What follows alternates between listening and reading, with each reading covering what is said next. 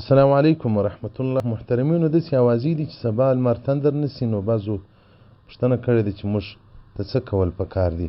عایشه صدیقه رضی الله تعالی عنها فرمایي، وایي د رسول الله صلی الله علیه وسلم په زمانه کې لمر تندر ونیوی، او نو بیا رسول الله صلی الله علیه وسلم یو صحابي ته وویل چې ناره وکړه، اواز وکړه چې الصلاة جامعه، لمونځ درېدونکی دی. بیا رسول الله صلی الله علیه وسلم له مخه سو، څلور رکعته لمونځ یې ورکړي، او ډېر طولاني لمونځ و. او فتاوا هندیه وایي چې 2 رکعته لمونځ دي په جماعت باندې وسي، په هغه جماعتو کې چې هلته د جمعې لمونځ کېږي یا د اختر لمونځ کېږي.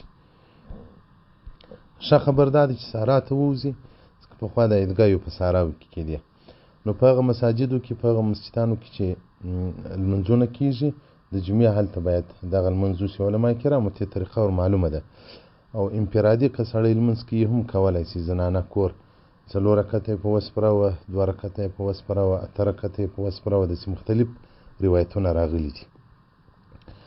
خو هغه د نفلو نیت تړل کېږي. نیت کوم 2 رکعته نفل، هغه صلات کسوف یا صلات الخسوف، د تندر د لمانځه نیت کوم، بس دغه یې نیت دی.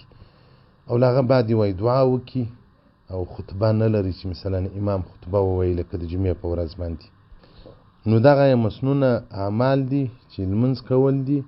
او دغه رنګه په یو بل روایت کې راځي چې رسول الله صلی الله علیه و آله و صحبه وسلم صحابه کرامو ته فرمایي، وایي دا لمر او سپوږمۍ دا د الله د قدرت علایمې دي، دا تندر نه نیسي د چا د مرګ په خاطر نه، د چا د ژوند په خاطر. نو که چیرې تندر ونیولې، فدعوا الله، تاسې دعا یې غواړئ، او الله اکبر الله اکبر دا الفاظ ډېر وایسته، او لمونځ کوي او خیرات کوي. نو که د چا خیرات په وس پوره یې سبا دې خیرات وکړي، که څوک لمونځ کولی شي لمونځ دې وکړي. مرقات جلد 3 صفحه 533 کتاب الصلات باب صلات الخسوف.